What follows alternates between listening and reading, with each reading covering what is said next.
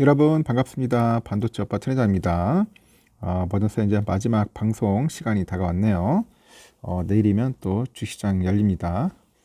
상당히 또 설레입니다. 설레이고 흥분되고 하여튼 기대가 되는데요. 과연 내일은 어떤 모습을 보여줄지 어떤 퍼포먼스를 보여줄지 상당히 기대가 되는데요.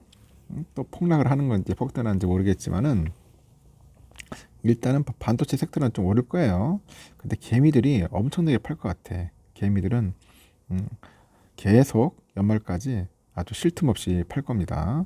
팔고 튄다고 난리겠죠. 하여튼 이번 주 국내 증시는 이제 금리에 대한 이 인하에 대한 기대감이 커지고 있습니다. 기대감. 금리 떨어지면은 좋죠. 좋지 않습니까? 하여튼 상승 흐름이 이어질 것 같습니다. 다만 그 단기적인 과열 그리고 연말에 그 양도세 수급 이슈 등이 이제 맞물려요. 지금 맞물리다 보니까 조정에 대한 가능성도 나옵니다. 가능성. 이 조정에 대한 가능성도 나오고 있고 그러다 보니 증권가에서는 이번 주 코스피 지수 예상 밴드를 2450에서 2580으로 보는 것 같아요. 2450에서 2580으로 제시를 하더라. 17일 날 그 한국거래소에 보니까 지난주 11일에서 15일 코스피가 전주 대비 1.82% 올랐습니다. 2563.56이에요. 2563.56으로 마감을 했고 지난 13일 하루를 제외하고 모두 이제 상승세입니다. 상승세 거래를 마쳤고요. 같은 기간의 코스닥은 838.31이죠. 838.31로 거래를 마쳐서 0.96% 정도 올랐습니다. 올해 마지막 연방공개시장위원회 FOMC 그 회의에서 연방준비제도가 내년에는 기준금리 인하를 이제 시사를 합니다. 기준금리 인하를 시사를 하는데 그러다 보니까 국내 증시에는 훈풍이 붑니다. 훈풍이 불고 있다. 연준은 12월에 FOMC에서 기준금리를 동결하는 한편에 내년 말 기준 금리 전망치를 5.1에서 한 4.6%로 하향 조정을 했어요.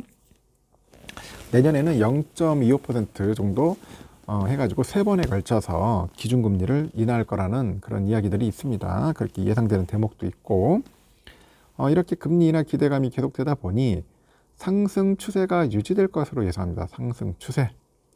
글로벌 금융시장이 안정화되고 있죠. 이런 상황에서 국내 수출 개선 모멘텀이 더해져 가지고 내년에 1, 4분기까지 이제 반등세가 이제 계속될 수 있다는 그런 설명이라는 겁니다. 12월 FOMC는 시장의 참여자들이 원했던 그 금리 인상 사이클이 종료를 시사를 합니다.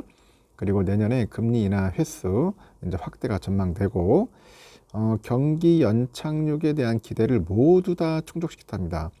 모두 충족을 시켰고 저평가 매력의 글로벌 금융시장이 좀 안정화되고 그 한국 수출 모멘텀 개선 등도 이제 반영이 되다 보니까 내년에는 1, 4분기 초반까지 이 반등세가 지속될 거라고 이제 내다보고 있는 거죠.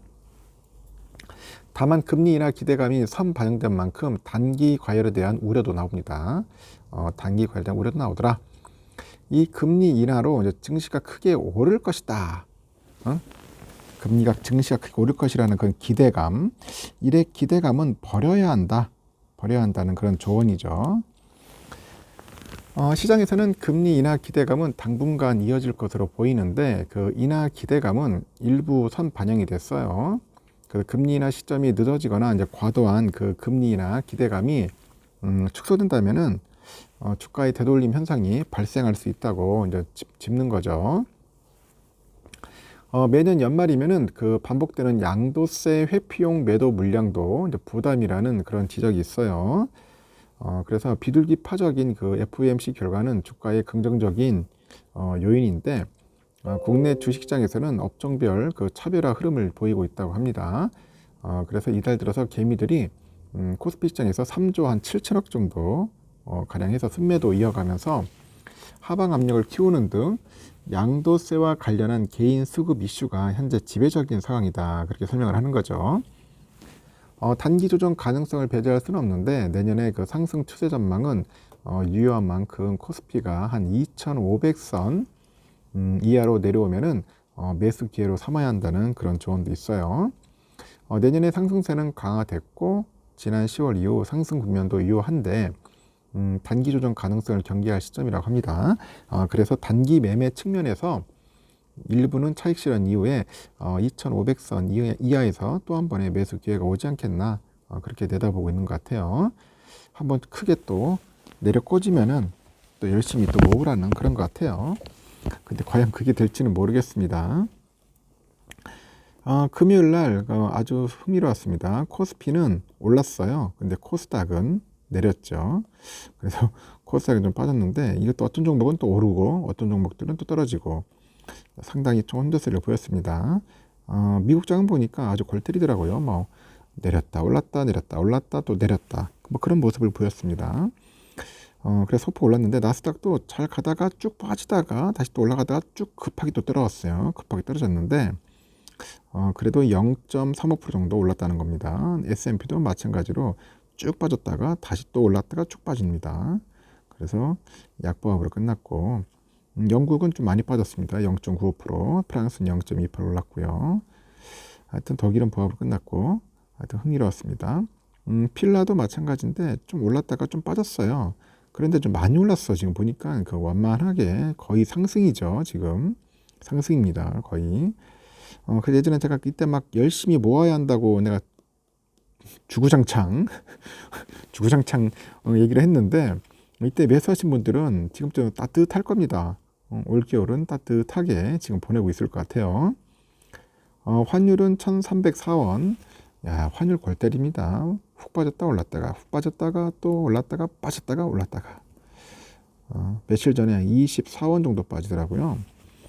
달러 일본에는 142.15엔 쭉 빠졌죠. 한때는 또 유가는 71.43달러 좀 빠지는 추세고 일본 엔화가 919원입니다. 많이 올랐어요.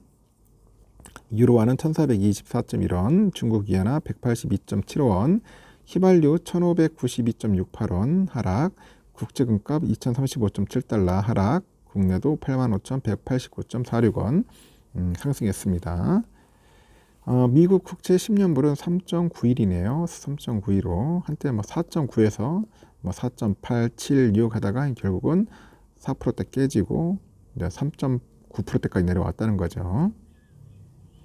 다우지수는 거의 뭐 약보합으로 끝났습니다. 거의 0.09% 좀 살짝 올랐고요. 강보합으로 끝났고 참. S&P는 약하게 좀 밑으로 빠졌죠. 0.05% 정도 마이너스. 나스닥은 0.4% 소폭 상승했고 러셀도 0.12. 최근에 보니까 러셀도 많이 올랐네요. 거의 한 2,000등 거의 언저리까지 지금 올라오고 있습니다. 우리 삼성전 73,300원. 징글징글하다. 응?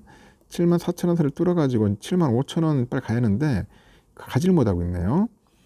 내일도 한 73,000원 이상에서 74,000원 정도 여기서 좀 왔다 갔다 할 것 같습니다.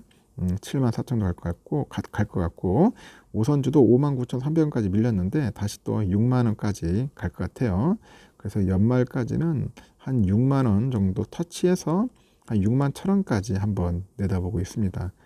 7만전자 가기는 조금 부담스럽지 않을까 하는 생각이 드네요.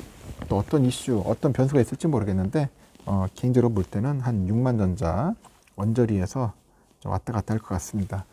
개미들이 겁나게 팔아요. 그래가지고 좀 힘듭니다.